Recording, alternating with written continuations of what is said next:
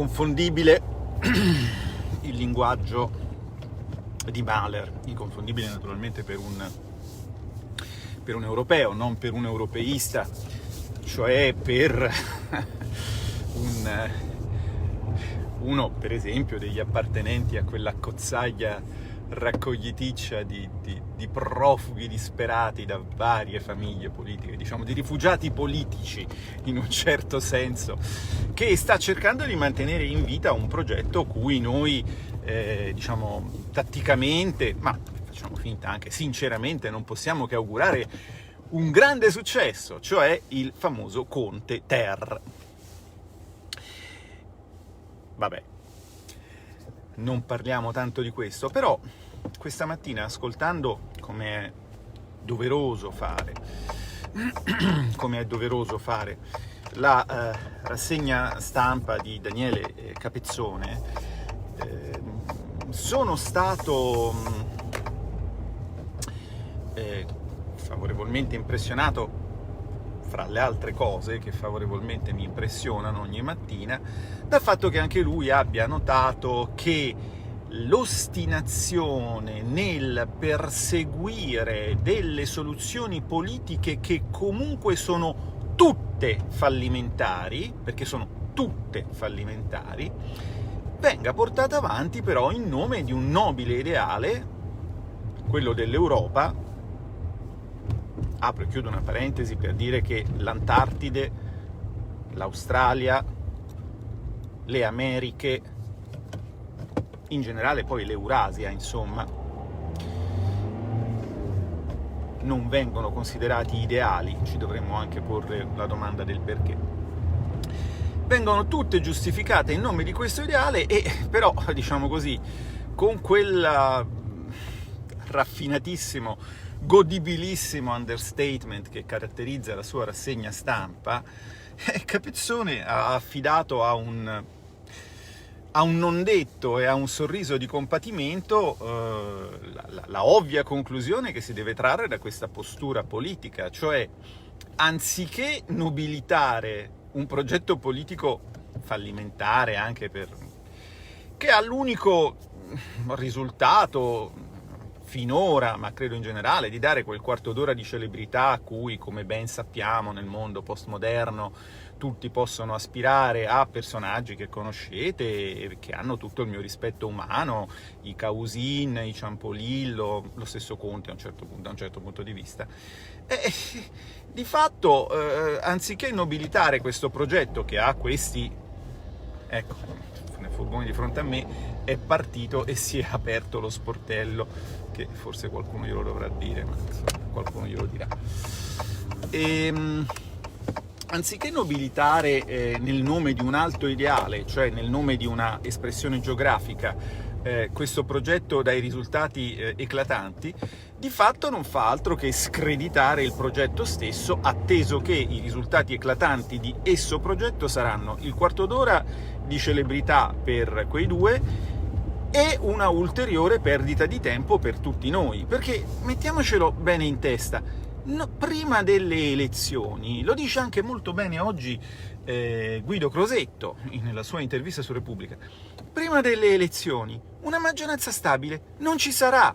Allora io parlo con voi, che siete miei lettori e anche miei elettori. Io sto ascoltando colleghi che più di me hanno radici nei loro territori, perché a differenza di me, che tutto sommato, lo devo dire, sono un privilegiato, nel senso che sono entrato in Parlamento come risultato della mia attività intellettuale di dibattito, che si rivolgeva a tutti i partiti, ma che ha avuto ascolto in un'unica persona, Matteo Salvini, che ha avuto l'intelligenza di studiare, non è che ci voglia molto, ma con la sua capacità di analisi i temi che sottoponevo alla sua attenzione e di riconoscerne la fondatezza. Quindi io, insomma, il mio territorio è un territorio un po' strano, è quella bolla che chiamiamo col nome di web, col nome di rete, no? E che come tale, lo dice la parola stessa, si presta a irretire chi ci si avventura, in particolare a dargli la falsa illusione di una onnipotenza, di una penetrazione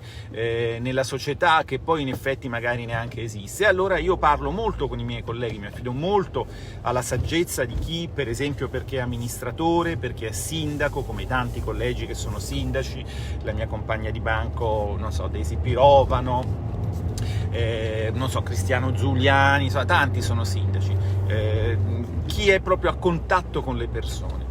E l'indicazione che ne traggo, lo dico qui sui social, perché così portiamo il mondo vero nel mondo social, è che in realtà sembra che nel mondo vero gli elettori non ci chiedano di andare ad elezioni. E questo, attenzione, questo secondo me non è un dettaglio banale, ed è, se vogliamo, l'ultimo e più avvelenato frutto dell'antipolitica. Cioè, attenzione, perché la mentalità dei 5 Stelle ha proprio metastatizzato anche il nostro elettorato. Mi spiego molto semplicemente. Sono mesi e mesi che ci chiedete di mandare via questo governo, senza esservi accorti che noi abbiamo fatto ad agosto 2019 quello che si deve fare in democrazia per mandare via i governi, cioè togliergli la fiducia, che poi è esattamente quello che persone meno perspicaci di noi, cioè il senatore di Rignano e la sua accolita, hanno fatto, essendo meno perspicaci, in ritardo rispetto a noi, cioè poche settimane fa. Hanno tolto la fiducia a Conte. Conte la fiducia non se la merita, quando te ne accorgi gliela togli. Funziona così in democrazia. Ci avete chiesto di mandarli via, ma adesso sembra, dicono, io non lo so, ditemelo voi nei commenti se la pensate così, perché voglio saperlo. Adesso sembra che invece ci chiediate di mantenerli lì, dopo averci chiesto per mesi di mandarli via. Sembra che ci chiediate, mi dicono i colleghi che sono a contatto col territorio, quindi probabilmente con voi, con chi mi sta ascoltando, che voi ci state chiedendo di mantenerli lì dandogli il nostro appoggio. Cioè come se bastasse il nostro appoggio, come il bacio della principessa, a trasformare il rospo Conte, o comunque la compagine di rospi che l'ha sostenuto finora, in altrettanti principi valenti che, sguainando la spada, combatterebbero il virus, riaprirebbero le scuole, farebbero ripartire l'economia e soprattutto si metterebbero magicamente d'accordo nel momento in cui arriva una forza politica, noi che non la pensiamo come loro su tante cose, loro si metterebbero tutti d'accordo, tutti noi ci metteremo tutti d'accordo su cosa fare. Ma vi rendete conto che questo è un assurdo? Se ci avete chiesto di mandarli via, ci dovete chiedere di andare al voto. Se invece vi piace Conte, vi piace Conte. Oh, voglio dire, io, diciamo, fra i vari difetti che ho quello di non essere una donna, quindi non riesco a valutarlo, diciamo, in termini di piacevolezza estetica. So che ci sono le bimbe di Conte, hanno tutto il mio affetto e il mio rispetto per questa loro propensione, che spero sia ben indirizzata, insomma. Magari, insomma, le delusioni sono un elemento della vita e un elemento di crescita, ma insomma questi sono fatti loro. Però voglio dire, ragazzi, bisogna anche che si abbiano delle strategie coerenti con l'obiettivo. Se l'obiettivo è mandarli via, bisogna mandarli via. Che cosa intendevate esattamente per mandarli via? Saremmo dovuti entrare in aula con dei Kalashnikov e sventagliare il banco del governo? Perdonatemi, a parte il fatto che io, diciamo, quando ho fatto il militare mi piaceva sparare, a me piace la tecnica, mi piaceva smontare le armi, rimontarle, tutte quelle cose, le molle, l'otturatore qua e là. Tutto molto bello. Adesso diciamo che dovrei studiare una mezz'oretta prima di rifare tutte quelle cose con la scioltezza con cui lo facevo un tempo, ma il punto è che questa appunto è tecnica balistica o quello che volete, non è politica. E allora se voi volete una soluzione politica della crisi che vi dia voce, attenti a quello che chiedete.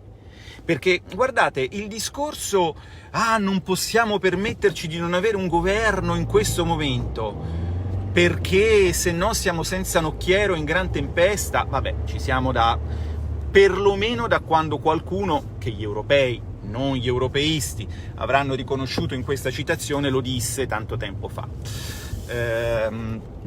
Oppure non possiamo permetterci di restare senza governo perché se no, signora mia, la pioggia di miliardi non arriva. Sono due scemenze. Partiamo dalla seconda scemenza. La pioggia di miliardi non arriva. E chi l'ha detto? E chi l'ha detto? Anzi, aggiungo, magari l'Europa dicesse non vi do i soldi perché avete votato. Perché così finalmente si capirebbe, ma chi vuole capirlo lo ha già capito e chi non vuole capirlo non lo vorrà mai, che il fine ultimo di questo progetto è la soppressione della democrazia. No? Si capirebbe, sarebbe la missione: io ti ricatto finanziariamente per non farti esprimere. Ma non è così, naturalmente. Non è così, o per meglio dire, non è così in modo così sfacciato, perché una certa paura che qualcuno sia ancora senziente, questi qui ce l'hanno. E quindi, naturalmente, il termine del 30 aprile, come è specificato nel regolamento, vale as rule, e comunque un governo di senzienti, avendo anche le slide a prova di idiota che la Commissione ha diffuso per redigere i progetti, saprebbe redigere i progetti in un modo, diciamo, minimamente rapido ed efficiente, se avesse una volontà politica unitaria. Il problema è la volontà politica. Se c'è la volontà politica, si va a votare a aprile, perdonatemi, a marzo, diciamo, a fine aprile, il progetto c'è. Il progetto c'è.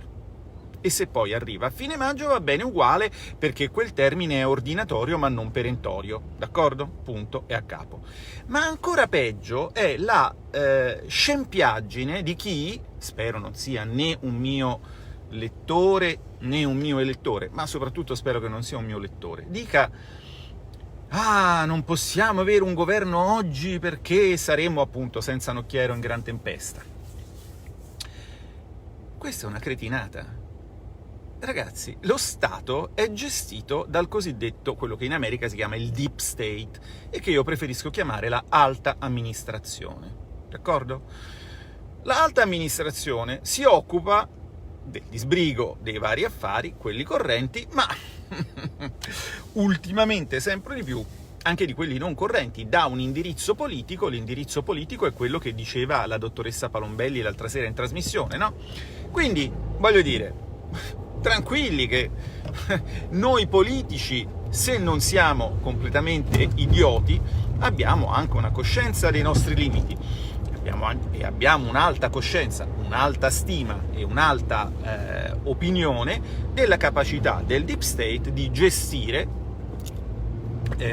il governo della nostra Repubblica anche in tempi, diciamo, di relativa turbolenza come sono quelli attuali, d'accordo?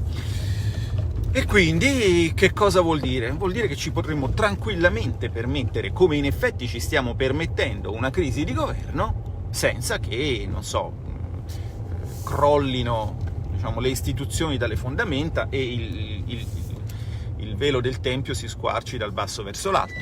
E infatti ne è prova il fatto evidente che nella gestione della crisi, per dare tempo a Conte di sopravvivere a se stesso, si sta procedendo con tutta calma. Se vi fosse questa estrema urgenza di come dire, chiamare i pompieri perché c'è l'incendio, beh, lo si farebbe, no? Cioè, voglio dire, per quanto noi possiamo pensare che certe istituzioni siano, ovviamente, essendo istituzioni umane, condizionate dalla dimensione umana, in particolare dall'appartenenza politica di chi in questo momento si trova ad esercitarne il ruolo, e quindi abbiano degli obiettivi che siano degli obiettivi appunto politici e non istituzionali, che siano degli obiettivi di garantire una sopravvivenza ai propri. Per quanto noi possiamo pensare questo, mi sembra del tutto chiaro ed evidente che se esistesse un reale pericolo, se esistesse il rischio di mettere in reale pericolo gli assetti più profondi del nostro vivere civile, beh, insomma, nessuno sarebbe così irresponsabile, per quanto fazioso e diciamo schierato a vantaggio del PD possa essere, nessuno sarebbe così irresponsabile da mandare l'Italia al disastro, no? O perlomeno lo vogliamo auspicare, sicuramente non è così. Quindi ne dobbiamo concludere che non è, come ci viene raccontato, una questione di vita e di morte il restare senza un governo, come peraltro siamo adesso, e l'affrontare anche una stessa campagna elettorale. Peraltro la campagna elettorale, voglio dire, è già fatta, no? Se dopo 1 anno e mezzo di governo degli scappati di casa non sapete per chi votare, voglio dire, va bene tutto, e allora ve li tenete ancora un po', che è esattamente quello che ci chiedete, cioè di tenerveli ancora un po' con il nostro sostegno, paradossalmente, quando parlate di unità nazionale, dopo averci chiesto per mesi e mesi invece di mandarli via. Quindi la domanda che io devo fare da vostro rappresentante a voi che siete i rappresentati, affinché, diciamo, il mandato che mi avete dato io riesca ad onorarlo nel modo migliore, è: ma voi, de preciso, che volete?